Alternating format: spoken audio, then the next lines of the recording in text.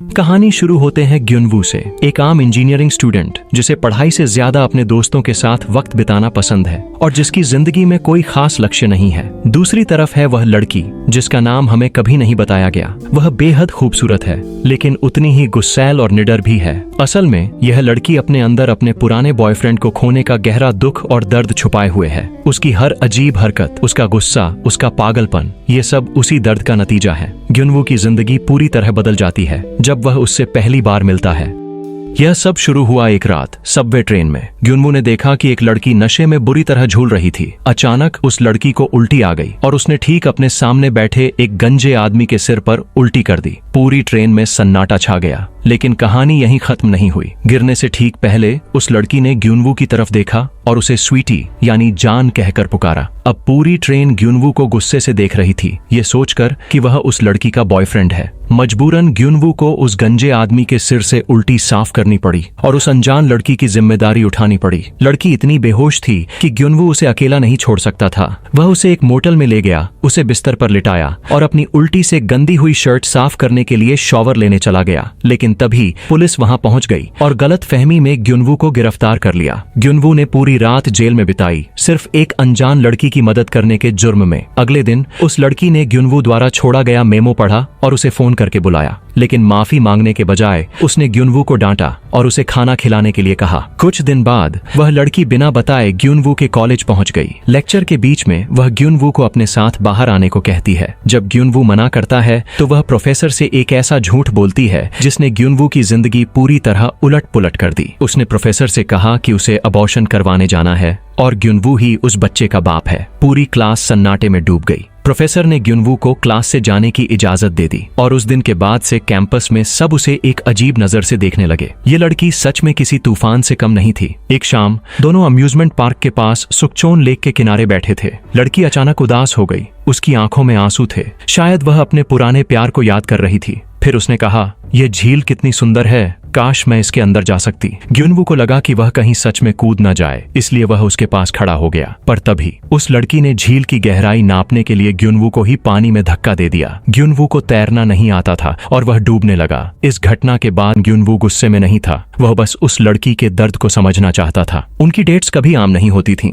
एक दिन सबवे में उन्होंने एक अजीब खेल खेला। अगर निकलने वाला पैसेंजर दायां राइट पैर पहले रखेगा तो ग्युनवू जीतेगा और अगर बायां लेफ्ट पैर रखेगा तो लड़की जीतेगी। हारने वाले को जोर का थप्पड़ खाना होगा। लड़की ने ग्युनवू को इतनी जोर से थप्पड़ मारा कि उसे दिन में तारे नजर आ गए। ट्रेन में बैठे सभी लोग उन्हें घूर रहे थे। एक दिन लड़की को जाजंगम्युन नूडल्स खाने की अचानक तलब हुई। उसने ग्युनवू के साथ एक अजीब शर्त लगा ली और दोनों के बीच नूडल्स खाने का मुकाबला शुरू हो गया। रेस्टोरेंट में सब लोग उन्हें पागलों की तरह देख रहे थे। जब दोनों बाहर आए तो उनकी हालत ऐसी थी कि वे ठीक से चल भी नहीं पा रहे थे। एक दिन किसी गलतफहमी की वजह से ग्युनवू अपनी पुरानी दोस्त सुनमी के साथ एक रेस्टोरेंट में चला गया। इसी अफरा तफरी में ग्युनवू अपने फोन की बैटरी चार्ज करना भूल गया और उस लड़की के लगातार आते हुए कॉल्स मिस कर दिए। जब उसने पब्लिक फोन से कॉल किया तो लड़की इतने गुस्से में थी कि उसने ग्युनवू को बताया वह अभी किसी और लड़के के साथ है। अगला दिन बहुत भारी था। लड़की ने उसे बुलाया और चुपचाप बहुत सारी शराब पी ली। फिर से बेहोश होने के बाद ग्युनवू उसे एक वीडियो रूम में ले गया। काउच पर सोती हुई वह लड़की बेहद मासूम और प्यारी लग रही थी। ग्युनवू के दिल में एक कशमकश थी।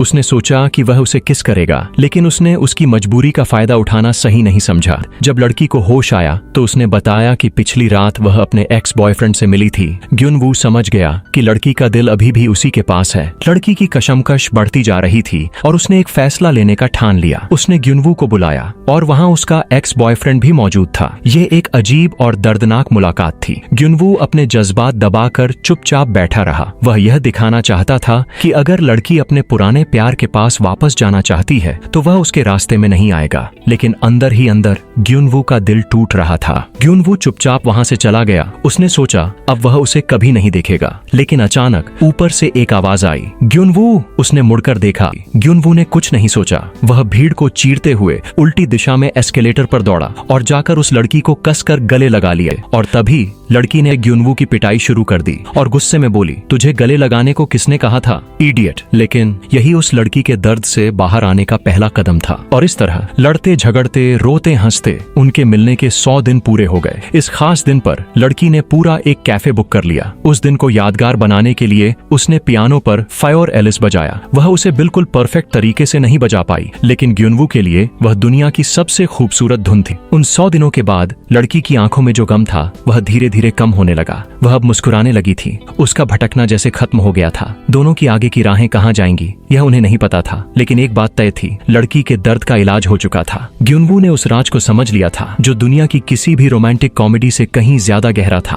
कि सच्चा प्यार कभी कभी दूसरे के दर्द को अपना बना लेने का नाम होता है। कभी कभी किसी इंसान का गुस्सा, उसका पागलपन, उसके अंदर छिपे किसी गहरे दर्द का इशारा होता है। और उस दर्द का सबसे बड़ा मरहम कोई दवाई नहीं, बल्कि किसी ऐसे इंसान का साथ होता है जो बिना किसी शर्त के कहे, मैं यहाँ हूँ। अगर आपको यह कहानी पसंद आई हो तो वीडियो को लाइक जरूर करें और बताइए क्या आपने कभी किसी ऐसे इंसान को हील करने की कोशिश की है। अपना ख्याल रखें और मिलते हैं अगली कहानी में।